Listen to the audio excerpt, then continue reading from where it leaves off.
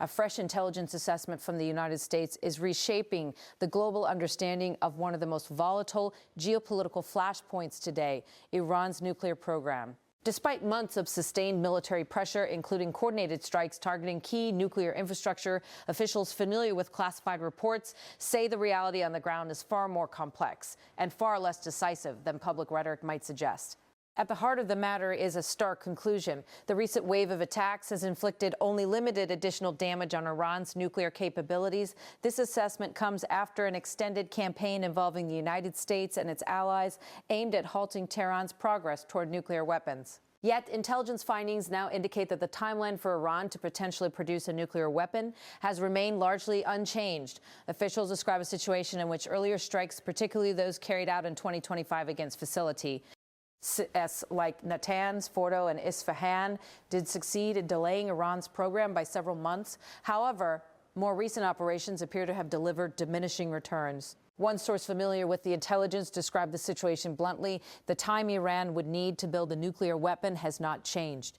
That statement cuts directly against earlier political messaging that suggested a far more decisive setback. The reality, according to analysts, is that Iran's nuclear program was never fully dismantled. Instead, it was dispersed, hardened, and in some cases moved to locations that are far more difficult to target. Much of Iran's most sensitive nuclear material is believed to be stored deep underground in fortified facilities designed specifically to withstand aerial bombardment. These locations present a significant challenge even for advanced bunker-busting munitions. As a result, while visible infrastructure may have been damaged, the core components of Iran's nuclear capability, including enriched uranium stockpiles, remain largely intact. Estimates suggest that Iran possesses approximately 440 kilograms of uranium enriched to 60% purity. This material, if further refined, could be sufficient to produce multiple nuclear weapons. The whereabouts of a significant portion of this stockpile remain uncertain. According to international observers, including the United Nations nuclear watchdog,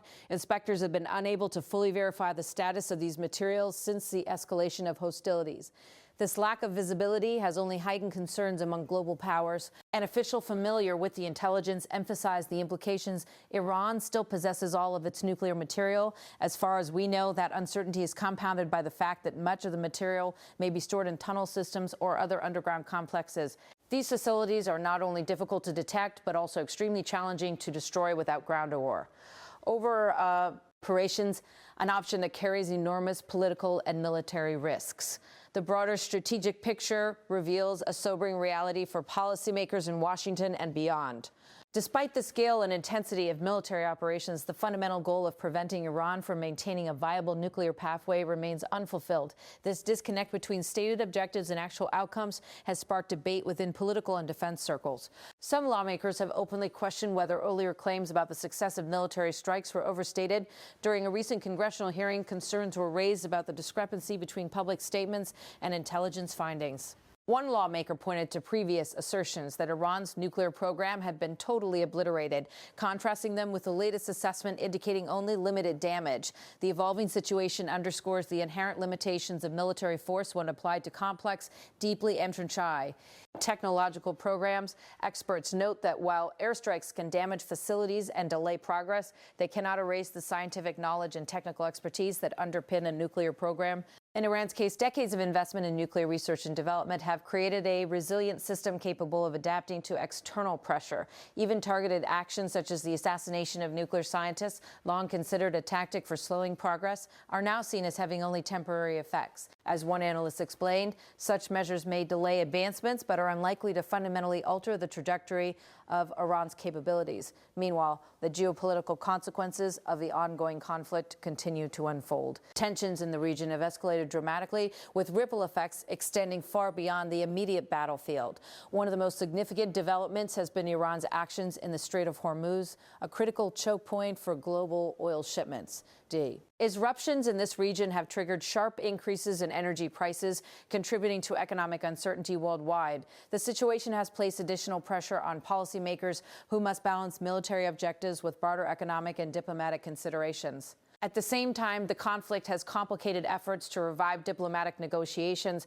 Talks aimed at curbing Iran's nuclear program have stalled, with both sides holding firm to their positions. The United States has insisted on strict limitations on uranium enrichment, while Iran has resisted measures it views as infringements on its sovereignty. This deadlock has left few viable options for de-escalation. Some officials have floated the possibility of a renewed diplomatic initiative, potentially involving third-party mediators. Others have suggested more aggressive measures, including expanded military operations or even ground incursions to secure nuclear materials.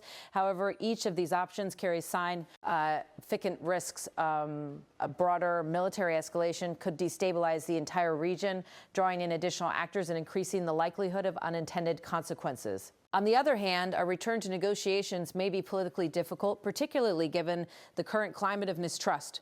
Within the United States, the situation has become increasingly politicized. The administration of President Donald Trump has maintained a firm stance on preventing Iran from acquiring nuclear weapons, framing the conflict as a necessary measure to ensure global security. At the same time, critics argue that the strategy has failed to achieve its primary objective. They point to intelligence findings as evidence that military action alone is insufficient to resolve the issue. This debate reflects a broader question about the role of force in addressing complex international challenges. For decades, policymakers have grappled with the problem of nuclear proliferation, seeking ways to prevent the spread of these weapons without resorting to large-scale conflict. The case of Iran highlights the difficulties inherent in this task. Unlike traditional military targets, nuclear programs are often decentralized and deeply embedded within a country's infrastructure. They are also supported by a network of scientists, engineers, and institutions that cannot be easily dismantled. As a result, efforts to eliminate such programs through military means alone are unlikely to succeed. This reality has led some experts to advocate for a more comprehensive approach, combining diplomatic, economic, and technological strategies. Such an approach would aim not only to limit Iran's capabilities, but also to address the underlying factors driving its nuclear ambitions. These factors include regional security concerns, domestic political dynamics, and a desire for technological advancement. Addressing them would require a level of international cooperation that has proven difficult to achieve. In the meantime, the situation remains highly fluid. Intelligence assessments continue to evolve as new information becomes available. Analysts caution that while the current timeline for Iran's nuclear development has not changed significantly, this could shift depending on future actions. For example, a decision by Iran to accelerate its enrichment activities could shorten the timeline considerably. Conversely, renewed diplomatic engagement could help to extend it. The uncertainty surrounding these possibilities underscores the importance of maintaining a clear and accurate understanding of the facts. In this context, the latest intelligence assessment serves as a critical reminder of the gap between perception and reality.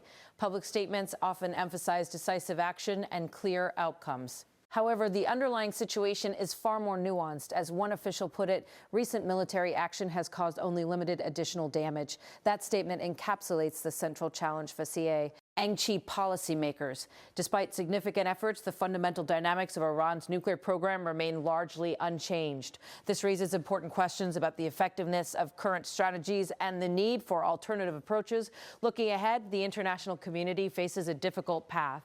The stakes are high, with the potential for both regional and global consequences. Preventing the proliferation of nuclear weapons remains a top priority, but achieving this goal will require a careful balance of force, diplomacy, and strategic planning.